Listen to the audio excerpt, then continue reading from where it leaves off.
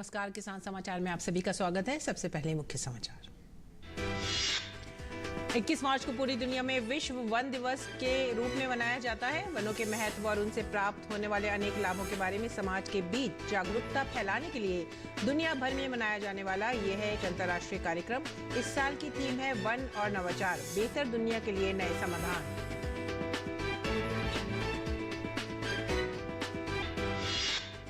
भारतीय महिलाएं लगातार बढ़ रही हैं तरक्की की ओर। देश में महिला कार्यबल की जनसांख्यिकी के अनुसार 37% महिलाएं सक्रिय रूप से कर रही हैं काम।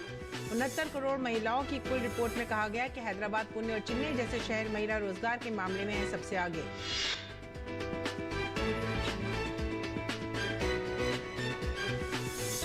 मौजूदा वित्तीय वर्ष के अंतिम दिन 31 मार्च को रविवार के दिन भी खुले रहेंगे देश के सभी बैंक। इस संबंध में भारतीय रिजर्व बैंक ने जारी की है एक अधिसूचना।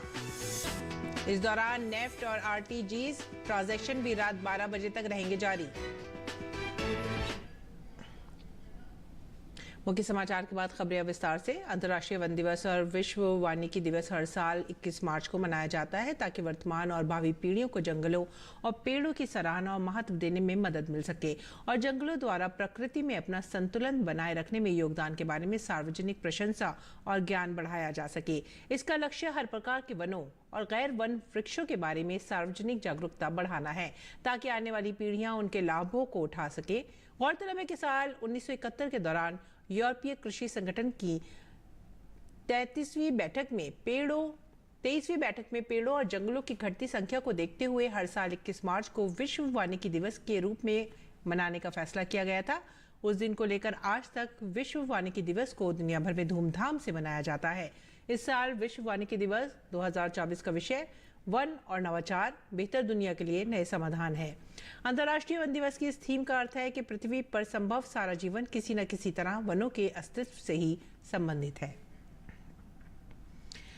मौजूदा वित्तीय वर्ष के अंतिम दिन 31 मार्च को रविवार होने के बावजूद देश के सभी बैंक खुले रहेंगे। भारतीय रिजर्व बैंक ने इस संबंध में एक अधिसूचना जारी की है। अधिसूचना में बैंकों से सरकारी काम निपटाने के साथ ही इसे आम लोगों के लिए भी संचालित रखने का निर्देश दिया गया है। इस दौरान नेफ्ट और आरटीजीएस ट्रांजैक्शन भी रात 12 बजे तक जारी रहेंगे। वहीं केंद्र सरकार ने सरकारी प्राप्तियां और भुगतान से संबंधित बैंकों की सभी शाखा को 31 मार्च को लेन देन के लिए खुला रखने को कहा है ताकि वित्तीय वर्ष 2023 में प्राप्तियां और भुगतान से संबंधित सभी सरकारी लेन देन का हिसाब रखा जा सके। सभी बैंकों को भेजे निर्देश में स्पष्ट रूप से कहा गया है कि वित्त वर्ष के अंत तक होने वाले ट्रांजैक्शन उसी साल दर्ज होने चाहिए। वित्त वर्ष के अंतिम दिन बैंकों के साथ ही इनकम टैक्स विभाग ने भी अपने सभी ऑफिस खुले रखने को कहा है। आगे बढ़ेंगे अगली खबर की तरफ। भारतीय महिलाएं लगातार तरक्की की ओर बढ़ रही हैं। जहां एक तरफ महिलाओं ने अपने अधिकारों को समझते हुए सरकार की योजनाओं का लाभ उठाया है, तो वहीं भारत में कामकाजी महिलाओं की संख्या में भी लगातार इजाफा हो रहा है। हाल ही में प्रतिभा समाधान प्रदाता कैरियरनेट की आई भारत में महिला रोजगार की स्थिति रिपोर्ट के मुताबिक भारत में महिला कार्यबल की जनसांख्यिकी से पता चलता है कि करीब 69 करोड़ महिलाओं की कुल आबादी में से लगभग 37% महिलाएं सक्रिय रूप से काम कर रही हैं या कार्यरत हैं। रिपोर्ट में यह भी कहा गया है कि हैदराबाद, पुणे और चेन्नई जैसे शहर महिला रोजगार के मामले में सबसे आगे हैं। रिपोर्ट से पता चला कि 2023 में कॉलेजों से निकली नई प्रतिभाओं में से 40% महिलाएं थीं। रिपोर्ट में हैदराबाद को 64% नियुक्ति दर के साथ सबसे आगे बताया गया है, जबकि पुणे में 33% और चेन्नई में 29% दर बताया गया है। दिल्ली और एनसीआर में 20% की गिरावट देखी गई है, जो 2022 में आंकड़े से 2% की कमी को दर्शाता है। और दिल्ली में स्थित साउथ एशियन विश्वविद्यालय में शैक्षणिक सत्र 2024-25 को लेकर दाखिले के लिए आवेदन जारी है। आवेदन प्रक्रिया 31 मार्च तक चलेगी। उसके बाद विश्वविद्यालय 21 और 22 अप्रैल को प्रवेश परीक्षा का आयोजन करेगा। साउथ एशियन विश्वविद्यालय के अध्यक्ष और अंतर्राष्ट्रीय शिक्षाविद प्रोफेसर के अग्रवाल ने कहा कि प्रवेश परीक्षा के लिए सभी सार्क देशों में परीक्षा केंद्र बनाए गए हैं। प्रोफेसर के अग्रवाल ने कहा है कि सभी सार्क देश कृषि प्रधान देश हैं, इसीलिए बदलते दौर में कृषि को तकनीक से जोड़कर काम करने पर उनका विशेष ध्यान रहेगा। देखते हैं हमारे संवाददाता ओपी यादव की यह खास रिपोर्ट। भारत में अंतर्राष्ट्रीय विश्वविद्यालय के रूप में ख्याति प्राप्त साउथ एशियन यूनिवर्सिटी सार्क देशों का एकमात्र विश्वविद्यालय है। विश्वविद्यालय में उच्च शैक्षणिक मानकों, विविध शैक्षिक कार्यक्रमों और प्रतिष्ठित संकाय के अलावा आधुनिक बुनियादी ढांचे की स्थापना के लिए अंतर्राष्ट्रीय स्तर पर ख्याति प्राप्त शिक्षाविद और प्रतिष्ठित प्रोफेसर के अग्रवाल को नए अध्यक्ष की जिम्मेदारी दी गई है। डीडी न्यूज से खास बातचीत करते हुए प्रोफेसर के अग्रवाल ने कहा कि विश्वविद्यालय की प्रतिष्ठा में वैश्विक स्तर पर 4 चांद लगे, इसके लिए वो मिशन मोड में काम कर रहे हैं। विश्वविद्यालय में छात्रों का नामांकन बढ़े और गुणवत्तापूर्ण शिक्षा मिले, इसके लिए जल्द ही ऑनलाइन कक्षाएं शुरू की जाएंगी। फिलहाल शैक्षणिक सत्र 2024-2025 के दाखिले को लेकर आवेदन प्रक्रिया जारी है। 1 मार्च को शुरू हुई आवेदन प्रक्रिया 31 मार्च तक चलेगी। 21 और 22 अप्रैल को प्रवेश परीक्षा होगी। प्रवेश परीक्षा के बाद दाखिला की प्रक्रिया शुरू होगी।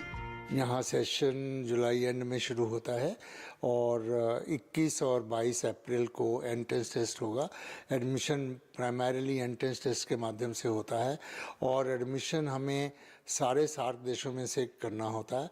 जो हमारे रूल्स हैं उसके हिसाब से 50% बच्चे भारत से लेने होते हैं, 40% सार्क देशों से लेने होते हैं और 10% विदेश सार्क देशों के बाहर से भी आ सकते हैं।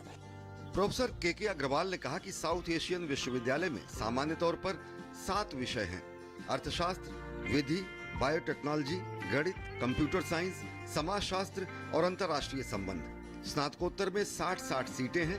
पीएचडी की संख्या वैकेंसी और प्रवेशार्थियों की संख्या पर निर्भर करेगी। नॉर्मली हमारे 7 सब्जेक्ट्स हैं: economics, law, biotechnology, mathematics, computer science, sociology और इंटरनेशनल रिलेशंस। नॉर्मली मास्टर्स में हम 60 सीटें सब में रखते हैं और पीएचडी में इस बात पे डिपेंड करता है कि कितने वैकेंसीज हैं, कितने प्रोफेसर्स हैं, वो अनाउंस करते हैं। 8 सीटों में से भी कई बार 10 सीटें खाली रहती हैं, इसलिए मैंने इस बार 90 सीटें या 80 सीटें अनाउंस कर दी हैं ताकि हम कम से कम अल्टीमेटली पूरी 60 भर सके और इंफ्रास्ट्रक्चर यूज हो सके। प्रोफेसर के अग्रवाल ने कहा कि हम इस साल बीटेक, एमटेक, कंप्यूटर साइंस जैसे कई कोर्स भी शुरू कर रहे हैं। अगले साल से बीबीए और एमबीए जैसे अन्य कोर्स भी शुरू किए जाएंगे। हमने कंप्यूटर साइंस में एमटेक और बीटेक कंप्यूटर साइंस शुरू किया है क्योंकि मेरा ये मानना है कि ये यूनिवर्सिटी प्राइमरीली पोस्ट ग्रेजुएट और पीएचडी रहे, लेकिन अंडर ग्रेजुएट एजुकेशन भी अपने आप में इंडस्ट्री से जोड़ने में बहुत मदद करता है। तो इसलिए धीरे धीरे उसको शुरू करेंगे और अगले साल मैं एमबीए, बीबीए, एमबीए भी शुरू करूंगा और जितने हमारे ये सोशियोलॉजी, इंटरनेशनल रिलेशंस, इकोनॉमिक्स हैं, इनमें पोस्ट ग्रेजुएट तो चलेगा ही, लेकिन इंटीग्रेटेड बीए एमए कोर्सेज भी शुरू करूंगा। प्रोफेसर के अग्रवाल शिक्षा में नवाचारों के लिए जाने जाते हैं, इसलिए आने वाले वर्षों में इनका ध्यान बदलते दौर के कोर्सेज जैसे artificial intelligence, internet of things जैसे विषयों को अप्लाइड साइंस से जोड़ने पर रहेगा। प्रोफेसर के अग्रवाल ने कहा कि सभी सार्क देश कृषि प्रधान देश हैं, इसलिए हम कृषि को तकनीक से जोड़ने पर ध्यान देंगे। साथ ही चक्रवात, आपदा प्रबंधन, वनस्पति और पशुधन जैसे विषयों पर भी विस्तृत अध्ययन होगा। बदलते दौर के कोर्सेज हम जो यहाँ शुरू करेंगे, जो भी लेटेस्ट है, आर्टिफिशियल इंटेलिजेंस है, इंटरनेट ऑफ थिंग्स है, उसको अप्लाइड की तरफ ले जाएंगे क्योंकि ये सारे जो देश हैं सार्क, ये बेसिकली कृषि प्रधान देश हैं। तो मेरा अभी भी ये मानना है कि हम अपने किसानों के लिए और कृषि के लिए बहुत काम किया एग्रीकल्चर यूनिवर्सिटीज़ वगैरह ने, लेकिन टेक्नोलॉजी और एग्रीकल्चर को कंबाइन करके एफर्ट बहुत कम हुआ। और जब टेक्नोलॉजी किसानों की हेल्प के लिए जाएगी तो उनकी प्रोडक्टिविटी बढ़ेगी, उनकी इनकम भी बढ़ेगी। तो इस तरफ काम करना है। इसी तरह से साइक्लोन रिलीफ के लिए, डिजास्टर मैनेजमेंट के लिए, फौना फ्लोरा के लिए काम करना है। प्रोफेसर के अग्रवाल ने कहा कि प्रवेश परीक्षा के लिए सभी सार्क देशों में परीक्षा केंद्र बनाए गए हैं। विश्वविद्यालय में भारत के छात्रों के लिए 50% सीटें उपलब्ध रहती हैं। साथ ही अफगानिस्तान, भूटान, नेपाल, मालदीव और श्रीलंका के लिए 4% सीटें उपलब्ध हैं। पाकिस्तान और बांग्लादेश के लिए 10% सीटें आरक्षित हैं। अभी सार्क देशों के 600 छात्र यहाँ पढ़ाई कर रहे हैं। I'm Professor Leila Shukran. I'm from the University of Portsmouth in the UK. I happen to come to South Asia University for many years. It's a university which is very vibrant, a South Asian university. Now we are on the new campus of the university, a beautiful campus in Delhi, which welcomes students from the whole region. I really like the university. We have green space. We have a lot of Our professors are really good. I like the university. This is a good university. See it through South Asian perspective.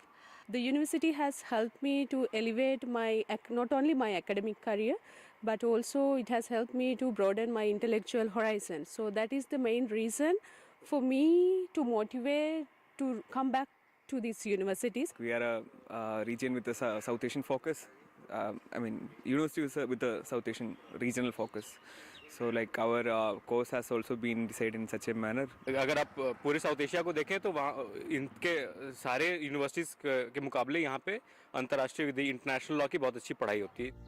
SAARC देशों के बाहर के छात्रों के लिए भी 10% सीटें विश्वविद्यालय में आरक्षित हैं। दाखिला संबंधी जानकारी के लिए इच्छुक छात्र वेबसाइट sau.int पर विजिट कर सकते हैं। दक्षिण एशियाई देशों में एजुकेशन विदाउट बॉर्डर की संकल्पना को साकार करने के लिए नई दिल्ली स्थित मैदान गढ़ी में साउथ एशियन यूनिवर्सिटी बनाई गई है।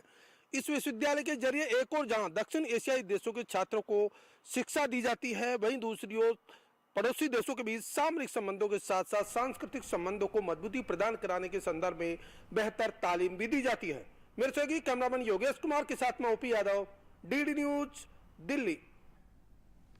कहते हैं कि मानवता की सेवा ही भगवान की सच्ची पूजा है। आपको दिखाते हैं साई रसोई समूह की महिलाओं की पहल। झुग्गी झोपड़ी के लोगों को मिले पौष्टिक और स्वादिष्ट भोजन, इसके लिए महिलाओं ने उठाया है बीड़ा।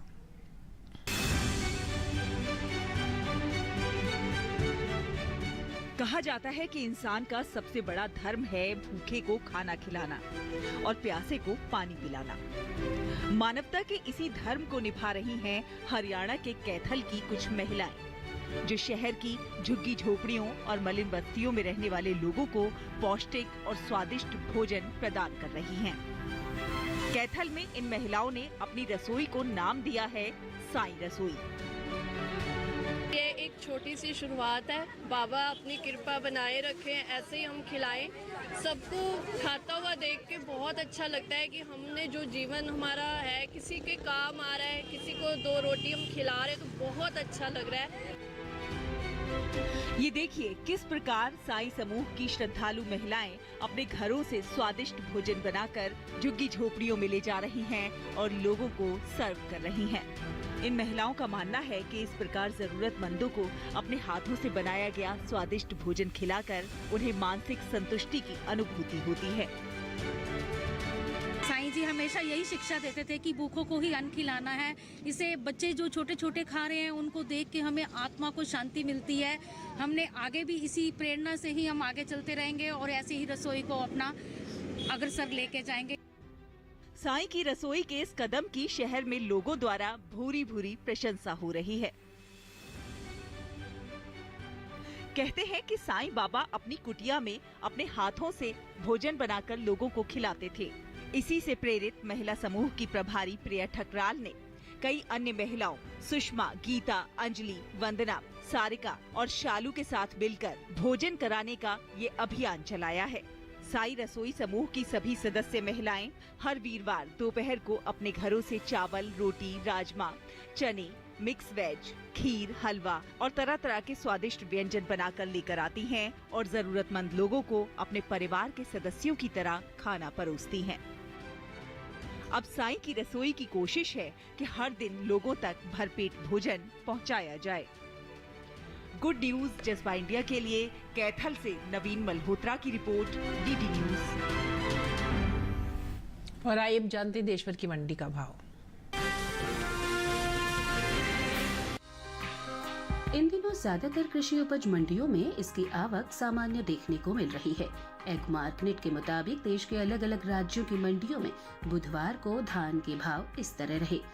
धान का कटोरा कहे जाने वाले राज्य छत्तीसगढ़ की चरामा मंडी में 19 मार्च को धान का भाव रहा 1800 रुपए, जो कि 20 मार्च को भी 1800 रुपए पर टिका रहा।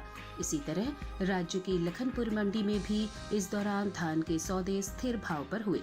यहाँ दोनों दिन यानी 19 और 20 मार्च को धान का भाव रहा 1800 रुपए। गुजरात की देवगढ़ बारिया मंडी में भी स्थिर भाव का सिलसिला जारी रहा।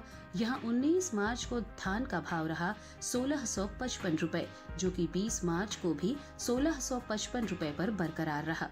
उत्तर प्रदेश की मंडियों की बात करें तो यहाँ की बदायूं मंडी में 19 मार्च को धान का भाव रहा 2525 रुपए, जो कि 20 मार्च को 5 रुपए गिरकर 2520 रुपए हो गया। वहीं राज्य के लखीमपुर मंडी में 20 मार्च को धान का भाव 10 रुपए की छलांग लगाकर 2140 रुपए से 2150 रुपए पर पहुंच गया। बात धान की पैदावार की करें तो घरेलू स्तर पर इस साल धान की पैदावार में कुछ कमी देखने को मिल सकती है। कृषि मंत्रालय के दूसरे अग्रिम अनुमान के मुताबिक देश में धान की उपज साल 2023-24 के दौरान 1238.15 लाख टन होने का अनुमान जताया गया है। ये उपज पिछले साल की तुलना में 119.40 लाख टन कम है, जबकि साल 2022-23 के दौरान धान की पैदावार 1357.55 लाख टन रही थी।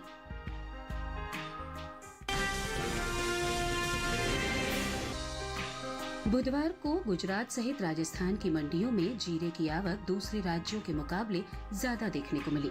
भाव की बात करें तो एगमार्कनेट के मुताबिक गुजरात की हलवद मंडी में 19 मार्च को जीरे का भाव रहा 23,250 रुपए, जो कि 20 मार्च को बिना किसी फेरबदल के 23,250 रुपए पर टिका रहा।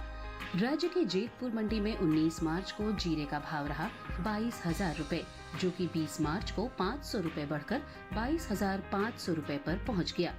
राजस्थान के ब्यावर मंडी में इस दौरान जीरे के सौदे बिना किसी फेरबदल के साथ हुए।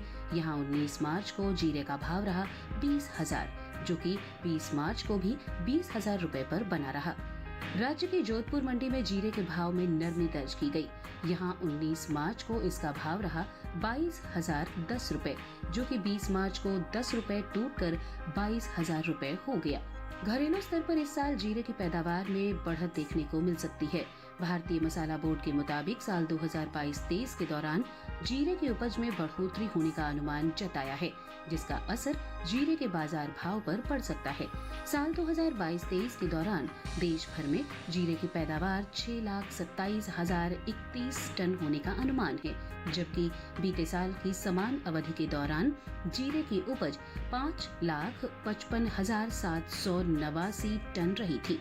यानी इस साल जीरे की पैदावार में बीते साल के मुकाबले 71,242 टन की बढ़ोतरी हो सकती है।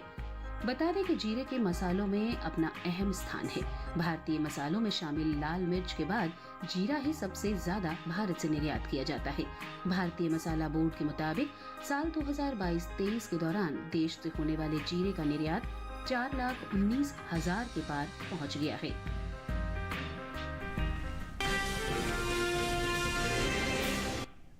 और आइए अब बात करते हैं मौसमी खेती की। किसान इस मौसम में कैसे रखें अपनी खेती का ख्याल, देखते हैं।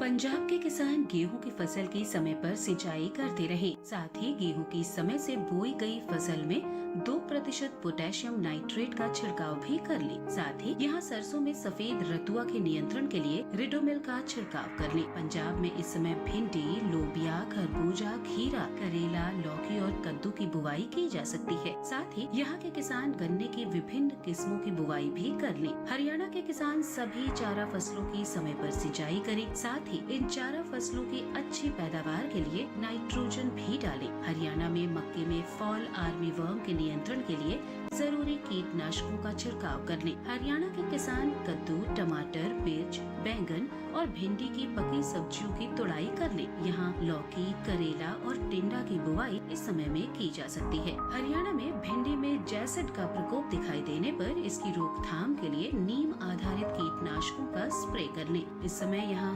प्याज की बुवाई भी की जा सकती है। बुवाई से पहले इनके बीजों को उपचारित जरूर कर लें। राजस्थान के किसान गेहूं की पकी फसलों की कटाई कर लें और इन्हें अच्छे से भंडारित भी कर लें। यहाँ इस समय टमाटर के पौधे लगाए जा सकते हैं। राजस्थान में ही किसान मेथी की पकी फसलों की भी कटाई कर लें। यहाँ के किसान किन्नू के बागों में नाइट्रोजन डाल लें। राजस्थान में काबुली चने में फली छेदक कीट के नियंत्रण के लिए जरूरी दवाओं का छिड़काव कर लें।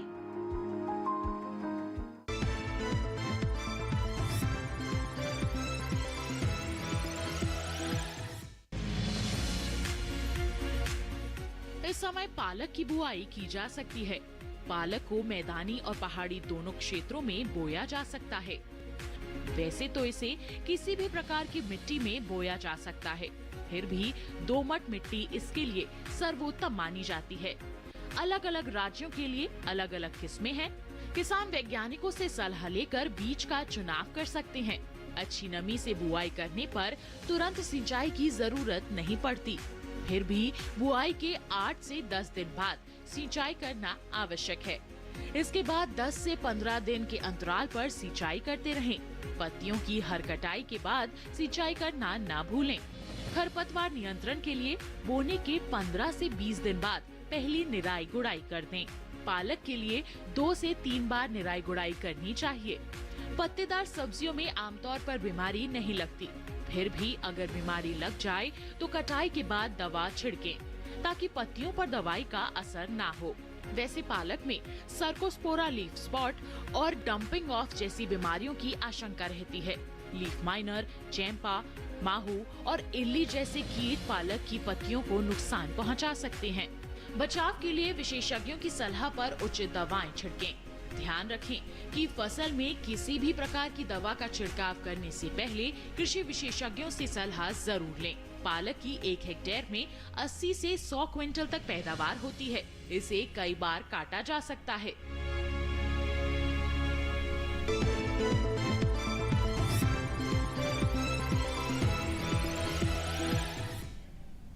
कुछ और खबरें खास खबर में।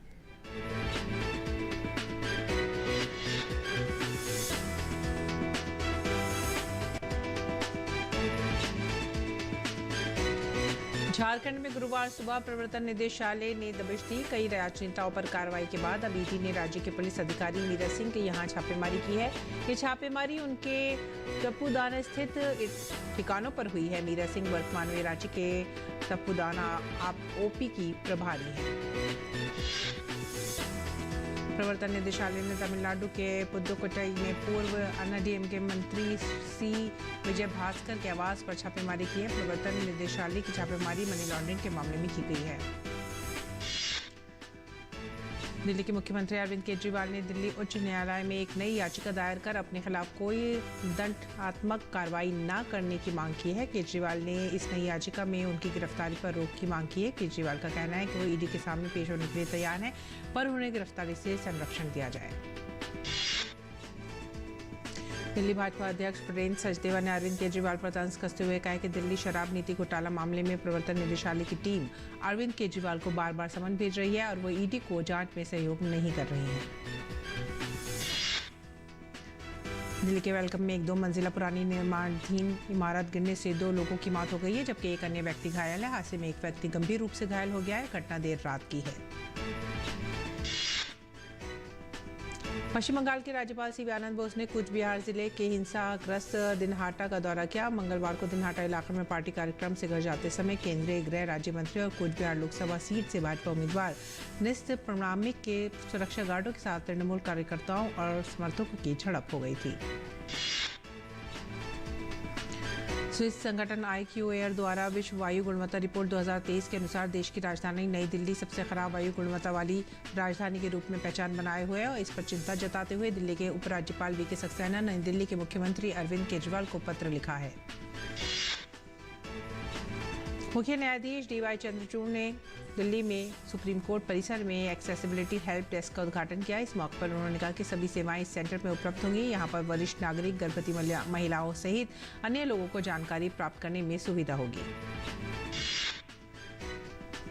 सुप्रीम कोर्ट के वकील जय आनंद देहादराई ने पूर्व सांसद और तृणमूल कांग्रेस की नेता महुआ मोइत्रा के खिलाफ मानहानि का मुकदमा दायर किया है। आनंद ने कोर्ट से गुहार लगाई है कि उनके खिलाफ दिए गए सभी बयान को सार्वजनिक मंच से हटाया जाए।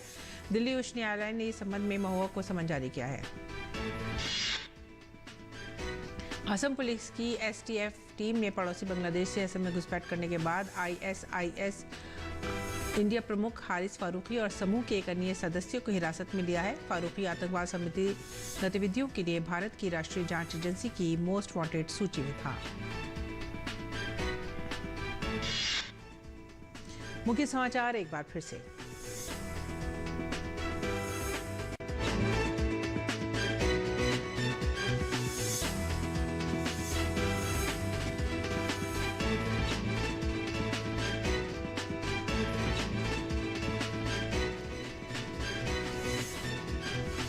21 मार्च पूरी दुनिया को वन दिवस के रूप में मनाया जा रहा है। वनों के महत्व और उनसे प्राप्त होने वाले अनेक लाभों के लिए समाज में जागरूकता फैलाने के लिए। भारतीय महिलाएं लगातार बढ़ रही हैं तरक्की की ओर। देश में महिला कार्यबल की जनसांख्यिकी के अनुसार करीब 69 करोड़ महिलाओं की कुल आबादी में से लगभग 37% महिलाएं सक्रिय रूप से कर रही हैं काम। रिपोर्ट में कहा गया कि हैदराबाद, पुणे और चेन्नई जैसे शहर महिला रोजगार के मामले में हैं आगे। मौजूदा वित्तीय वर्ष के अंतिम दिन 31 मार्च को रविवार के दिन भी खुले रहेंगे देश के सभी बैंक। इस संबंध में भारतीय रिजर्व बैंक ने जारी की है एक अधिसूचना। इस दौरान नेफ्ट और आरटीजीएस ट्रांजैक्शन भी रात 12 बजे तक जारी रहेंगे। और इसके साथ ही आप हमारी पूरी टीम को दीजिए आज्ञा। नमस्कार।